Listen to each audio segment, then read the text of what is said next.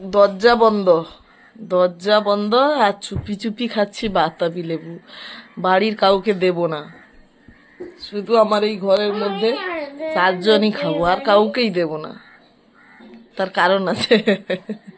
এই বাতাবি লেবু হলো সেই যে আগে ভিডিও দিয়েছি, সেই বাতাবি লেবু মামার বাড়ির থেকে 1 বস্তা এসেছিল, তারপরে আবার 1 ব্যাগ এসেছিল সেই বাতাবি লেবু।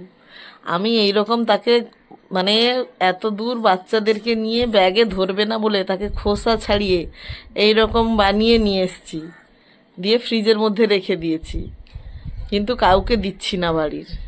তার কারণ হচ্ছে, কারণ এরকম যে খোসা ছাড়ানো অনেকে খেতে পছন্দ করে না, অত দূর থেকে এসছে, তিতা হয়ে যাবে, এগুলো কি, এই নিয়ে নানান সমস্যা। কিন্তু আমার হচ্ছে গিয়ে খুব প্রিয়।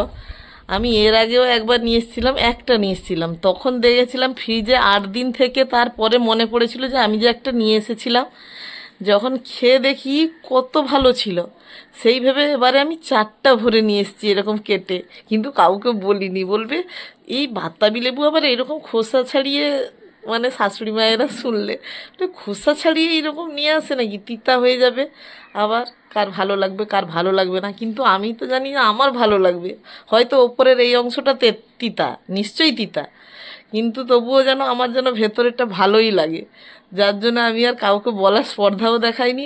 আর মানে কেউ কি বলবে সেই ভয়ে আর দেখাচ্ছিও না। যে দেখবে দেখবে, তখন বলবো যে তোমরা তিতা বলেছিলে, তা বলবে তাই ভেবে দিইনি, এরকম বলবো। কিন্তু আমার ভালো লাগে বলে আমি নিয়ে এসেছি। বলবে আর কিছু পেলো না, বাতাবি লেবুকে এরকম খোসা ছাড়িয়ে আবার কেউ নিয়ে আসে নাকি। আর এই বাতাবি লেবুটা খেতে সত্যি ভালো, আর বাজার থেকে কিনলেও অতটা ভালো পাবো কিনা সন্দেহ আছে, তাই এই জন্যই। তাই এই যে ছেলে মেয়ে উঠেছে, ছেলে মেয়ের বাবাকেও একটু দেবো, যদি নিতে চাই নেবে, কিন্তু আমি তো খাবো, এই হচ্ছে কারণ। চুপি চুপি দরজা বন্ধ করে।